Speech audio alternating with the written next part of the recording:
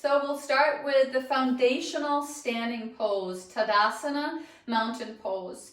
And that's a really important pose because that has to do with how we stand in the world, how we move in the world, how we walk in the world, how we present ourselves in the world. And beyond that, right here on the mat, it's the foundational pose for every other standing pose. So we don't want to just cruise through Tadasana. We want to take some time to set that up because the things that are true in Tadasana end up being true to some extent in all the standing poses. Now, there's two versions of Tadasana that I'll show you, and one has feet together, although the feet are not all the way together. My big toes are touching, but I have a little gap between my heels, I would say about 1 inch. If I were to put my heels together, as is sometimes cued, my femurs, my thigh bones end up externally rotating just a little bit, yeah? So by putting just a little gap between my heels, now my femurs are neutral. So we'll start down at the feet. The feet, we want to have arches accentuated in the feet. If we collapse the arches, then I end up becoming a little knock-kneed, as you might be able to see. The moment I'm knock-kneed, my femurs again just sort of internally rotate a little bit in their sockets, and over time that can really create problems in the hips. Often I have students tell me that they have, problems with their hip, and then when I look at them, that if it's the left hip, then the arch is collapsed on the left foot.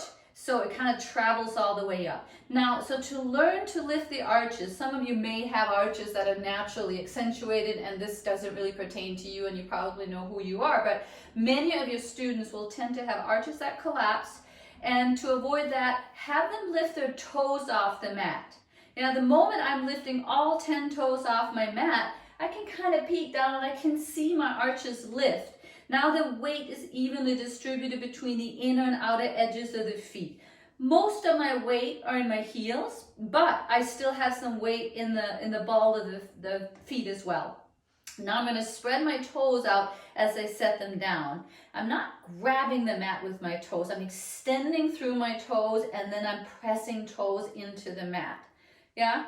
So just to reiterate, if I were now to let my arches collapse, everything collapses all the way from my hips and down. So again, I'm lifting my toes, setting them down, arches are lifted. Now travel up through the legs energetically, feel the shin bones, the calf muscles, and now we'll get to the knees.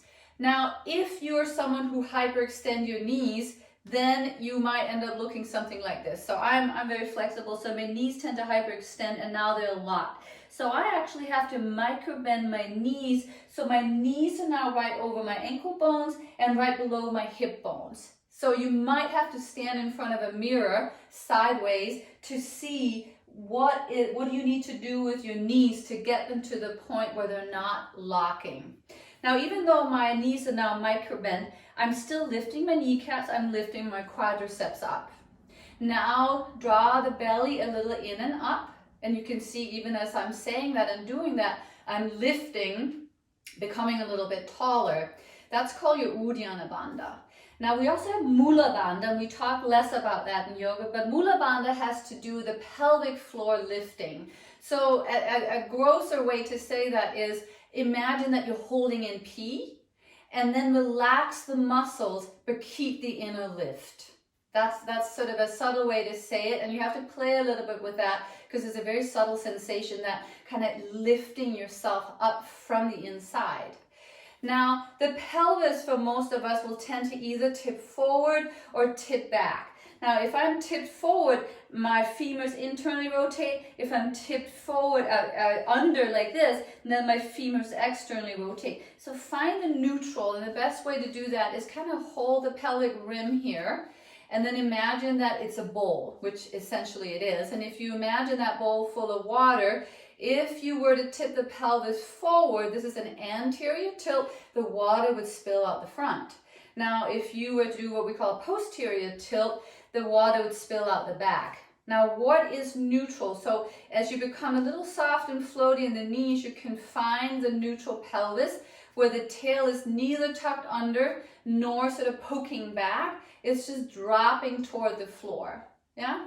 And now lift up through the front of the body.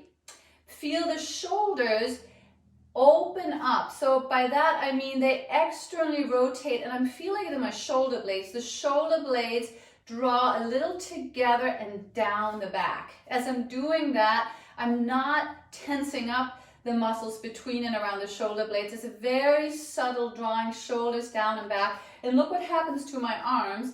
They externally rotate. So the palms do end up facing forward ever so slightly, depending on what's happening in the shoulder and shoulder blades. But it's not so much just a, flipping palms to face forward as a natural extension of what's happening in the shoulders. Now lift up through the back of the neck, tuck the chin just a little bit, not in a hard locked way, but to create some length up through the back of the head, and then feel the very top of the head, just like a little kid that's being measured at the doctor's, and they have that little stick that comes down and pushes on the top of the head, and you really want to be tall. It's that way, but it's not the chin that tips up, it's through the top of the head. So now you have an equal sense of pressing down through the feet, like the root of a plant, pressing into the earth, and the top of the head lifting up right through the ceiling to the light, like a dandelion that's making its way through the asphalt, breaking through and being pulled up by the light. And there you are, yeah? So there's really a sense of expansion, of height, of space.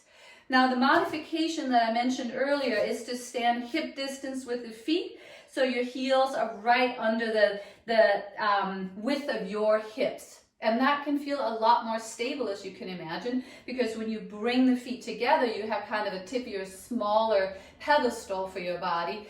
So if you're a beginner, or you're a larger person, or you're pregnant, then distributing the weight on a wider base is going to feel a lot more stable. Yeah? And even if you're not a beginner and you're not a larger person, it still might just feel more stable to be here. And that's a perfectly legitimate Tadasana. There you go.